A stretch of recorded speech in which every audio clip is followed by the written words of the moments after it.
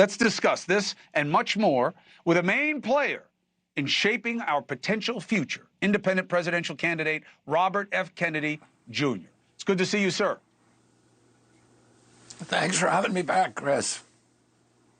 So you have had a dance when it comes to saying things on Twitter or on the internet that people don't want you to say, and things being restricted or shadow banned or whatever you want. What do you think people need to understand about the state of play with where law and culture should meet on what's being called content moderation on social media? Well, I have a case now that just won in the Court of Appeals called Biden versus Kennedy, Kennedy versus Biden, where I successfully sued the president for censoring, for ordering the social media sites to censor me and to deplatform me 37 hours after he took the oath of office, swearing to uphold the Constitution of the United States. President Biden had people within his White House staff contacting Twitter, Facebook, Instagram, Google, the other social media sites, and pressuring them to remove my posts. And my posts, they said originally, well, it's because he's posting misinformation, but they were not able to point to a single post that I had posted that was actually factually erroneous, and they had to make up a new word called malinformation, which is information that is accurate but is nevertheless inconvenient to the government. And so you had the U.S. government doing something unprecedented, which is to pressure social media sites, media sites to censor political speech. I put up the tweet what it was for people, Bobby, just for people at home. One, Bobby's referring to what this case is. It's before the Supreme Court right now, what the line is between persuasion and coercion. And here is his tweet. Now, look, the criticism is that Hank Aaron's family said it wasn't about COVID, his death, that it was natural causes. But be that as it may, whether it's right or wrong, it's about whether the idea has a right to be aired and vetted by the public or not. Do you believe there should be any limitations beyond what is already legal, like kiddie porn? Well, I don't think the government should be involved. The social media sites are welcome to have programs or processes or community rules that where they can censor stuff. But once the government gets involved, then the First Amendment is implicated.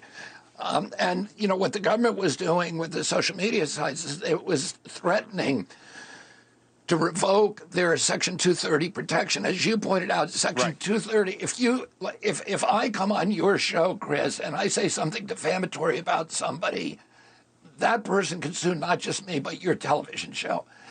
Or when I publish something in the New York Times, every time I publish something, a lot of lawyers would come in and vet it, and I'd spend an hour or two on the phone just for an 800-word op-ed.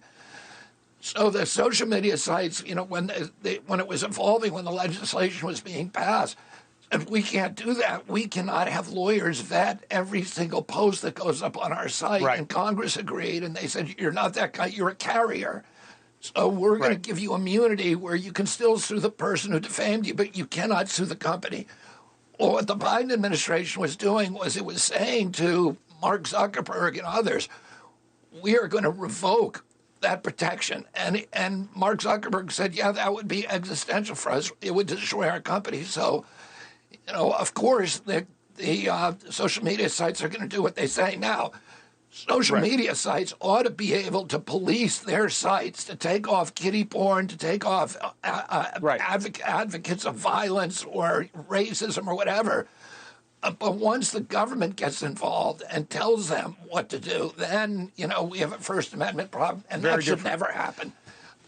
All right, two more quick things, Bobby, while I have you. The first one is, I don't want you to jump your own announcement, but one of the names that's being bandied about, who doesn't throw footballs for the Jets, is Nicole Shanahan. And without you saying anything, you know me better than that. You'll announce it when you want to. What do you make of the obvious criticism, which is you're supposed to be a disruptor?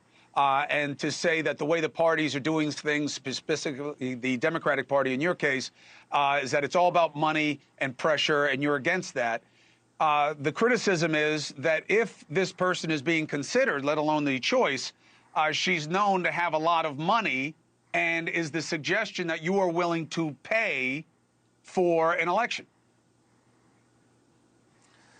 Yeah, I mean, I would never choose a vice presidential candidate based upon how much money that they have.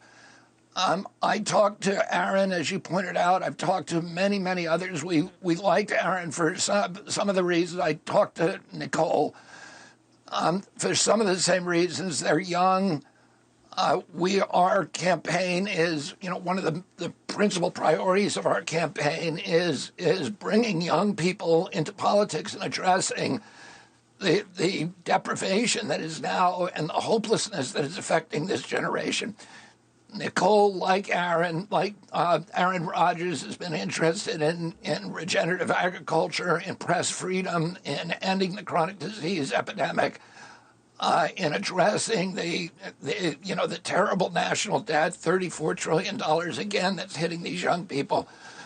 I like both of them, and I think we just had an abundance of really great candidates that we talked to. We have now chosen somebody, and we're going to announce that next Tuesday on the 26th in Oakland. Everybody's welcome, and Chris, I personally invite you to be there, and I hope you'll come.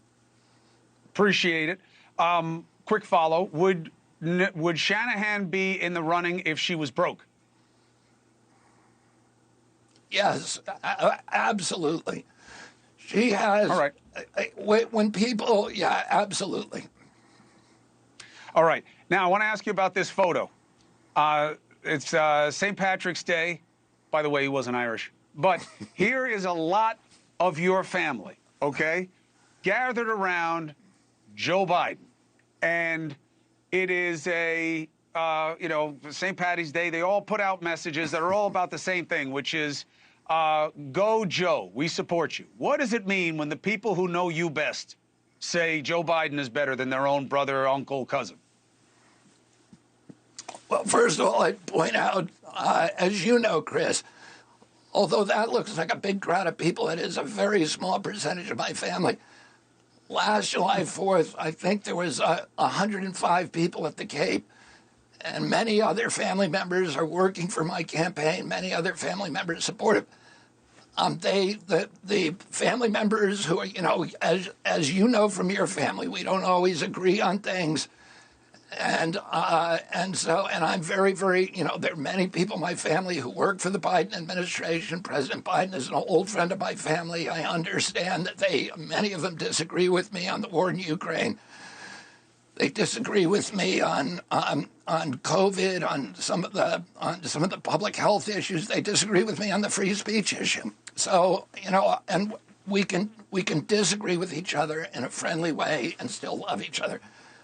They look very happy in that photograph, and, it's very exhilarating. It's intoxicating being in the White House, and I'm glad I played a role, I think, in facilitating that visit to the White House and bringing them all such happiness, so I'm happy about that. And I do hope that at least a couple of them took the time to talk to President Biden and ask him to provide me Secret Service protection. So that's my hope. Well, with that big a family, you should just keep them around you. You won't need any Secret Service protection. But I'll tell you what, just when you think you've seen it all, there's something else that makes you shake your head. Bobby Kennedy, I appreciate you being here tonight. Look forward to the announcement. Thank you for the invitation. Chris, thanks so much for having me. And you are welcome here with whomever you choose, as long as it's not Dusty, my AP, because she definitely can't help your campaign.